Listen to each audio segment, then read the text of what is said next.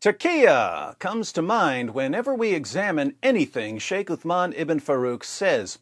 Mansour Maliki has called Sheikh Uthman a pathological liar, but this has caused some of us to wonder why Muslims would be exposing Sheikh Uthman for lying when Sheikh Uthman's lies may be justified by the Quran and other Muslim sources. So I posted a video asking Mansour to explain why he doesn't believe that what Sheikh Uthman is doing is permissible in Islam. I quoted two passages.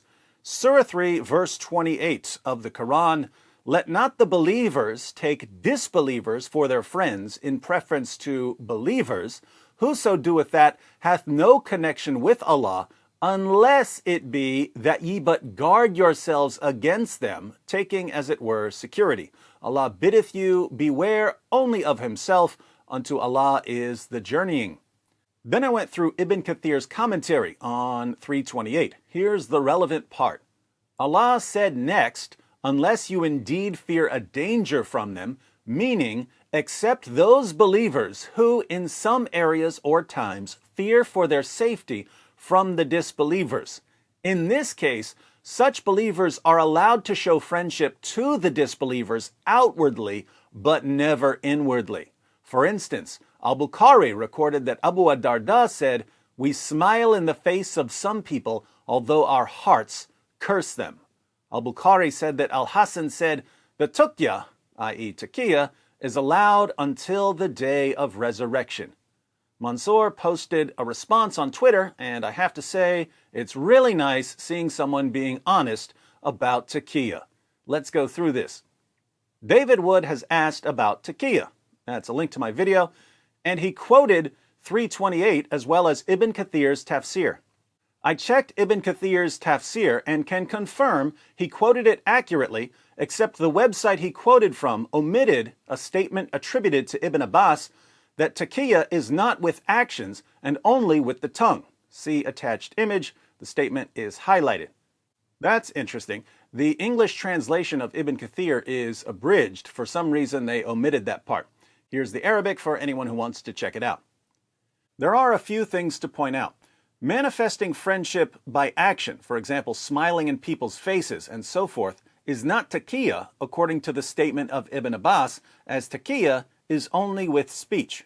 Having said that, if someone was fearful of the kuffar, it would be allowed for him to say he's their friend if that can protect him. But if he gave a promise, he would have to fulfill it. This form of faking supportive friendship with the kuffar is only permissible when one fears them. However, such fear doesn't exist for an American citizen, as the terms of citizenship do not require him to be friends with kuffar. As such, this ayah can't even be used in a Western context, unless you're dealing with the mafia or the like, in which case, sure, pretend to be their friend to keep their evil away from you. I think this is where we're seeing things a little differently. Mansour says, well, you don't have to be friends with the kuffar in the West, so there's no need for Taqiyya. Whereas I'm thinking that if people like Sheikh Uthman were honest about their plans to subjugate and enslave non-Muslims, non-Muslims would be more hostile towards Islam. So if Sheikh Uthman fears hostility, it seems like he could lie about his views. Basically, Mansour is saying that Taqiyya applies in very specific situations and that Sheikh Uthman isn't in those situations. I'm saying that it looks like it could apply to Sheikh Uthman's situation depending on how flexible we are with our interpretations. There are three levels to note: manifesting actions that are different to how you truly feel, outright lying in affairs unrelated to religion, lying in affairs related to religion. As for the first two, everyone can conceive of situations in which they are acceptable, and I don't think anyone would blame a Muslim man for telling his wife she's beautiful when really she isn't, nor for talking politely to someone one hates to avoid the foulness of their character. And it is not for these first two that we blame Uthman, rather it's for the third. Heck, if Uthman just lied about the tweet, I could understand that maybe he feared the FBI. Keep tuned, I'll mention why the fear would be stupid. But Uthman is lying about religion. Lying about the religion isn't like lying about other things, as intentionally denying aspects of the religion or distorting it is disbelief and takes one out of Islam. But this would mean that Sheikh Uthman is no longer a Muslim. The only time one can lie about religion is when they are forced, so when they're being tortured or threatened with death. Consider 16:106. Here, Surah 16, verse 106, it allows a Muslim to deny his belief if he's in danger. It should now be noted, Uthman isn't being forced. He might feel the kuffar won't like him, but that isn't sufficient. Even getting locked up in prison is not enough. When we say force, we mean real force. The ayah that David mentioned cannot be used in the case of Uthman, as Uthman isn't just manifesting friendship with the kuffar as the ayah allows, but he is distorting the religion. Note, even when being forced to utter disbelief, like denying that Islam allows slavery, it's only permissible and not recommended. Rather, it is better to speak the truth and be killed, especially if you are a scholar. Now, there's a thought. Sheikh Uthman may actually be held to a higher standard because he's a scholar and has influence over others. So he may have reason not to deceive people in situations where it would be acceptable for other Muslims to deceive people. As for Uthman, I genuinely believe that he sincerely believes in his religious distortions. Consider the following thread.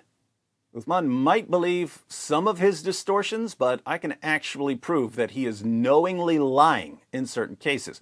But we'll get to that in other videos. The thread that Mansour mentions begins with Dawah Deception, starring Uthman Farooq. In the video, Uthman makes the following conditions of marriage. 1, being physically ready. 2, being mentally and emotionally ready. It is his claim that this is what's mentioned in the books. He mentioned Al-Mughni by Ibn Qudama, and he's wrong.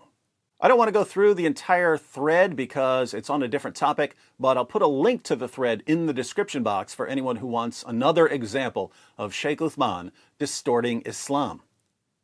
In the thread, you can see he is lying about Islam, but to Muslims, and as such, it isn't merely that he lies to kuffar. Thus, the reason I dislike him so much is because he is misguiding Muslims. And of course, I hate that anyone commit disbelief by lying about the religion. This isn't the case of him just lying about making one tweet. It is the case of him systematically tearing apart the religion along with the rest of the dishonest Dawah people. No Muslim in America has any excuse to lie about Islam. Merely saying that Islam teaches offensive war is not a crime. Rather, it's protected under the First Amendment. Believing in the commands of Islam is not a crime. Rather, it's protected by the First Amendment.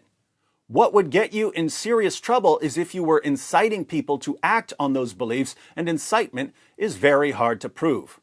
Perhaps Uthman has a militia that is planning to enslave American girls. Wouldn't surprise me, in which case him lying about the tweet makes sense. Otherwise, it doesn't make sense.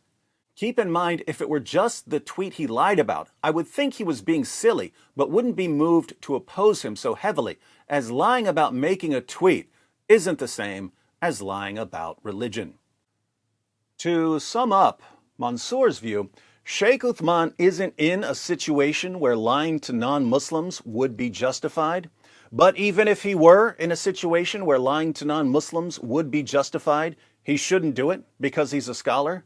But even if he decided to lie to non-Muslims as a scholar, it still wouldn't be permissible to lie to them about Islam. And even if it were permissible to lie to non-Muslims about Islam, Sheikh Uthman is lying to Muslims about Islam. That seems to be Mansour's view. I can still see why Sheikh Uthman thinks it's okay to lie to non-Muslims, even about Islam. He could be convinced that if non-Muslims knew what his plans are, they would be more hostile towards him and towards his community. But it is more of a stretch to deceive Muslims. You would think that, for the reasons Mansour mentioned, deceiving Muslims would be completely unacceptable for a Muslim leader. And yet, it's so common in the West that it seems like there must be some sort of justification for it. When ordinary Muslims in the West tell us that Aisha wasn't 9 when Muhammad had sex with her, she was 18, they're not intentionally lying. Many of them believe it. but they believe it because that's what their leaders tell them. Their leaders, however, who've read the sources, have to know that Aisha was 9. They have to. So they know that they're lying to Muslims when they tell their followers that Aisha was 18. This happens all the time with all kinds of moral issues, and especially with things like jihad and slavery and sex slavery. Tons of Muslim leaders, like Sheikh Uthman, are knowingly lying to Muslims. There must be some reason why they think it's acceptable. Any thoughts on this? I actually have a couple of theories. Let me know what you think in the comments section. And special thanks once again to Mansoor for taking the time to answer our questions.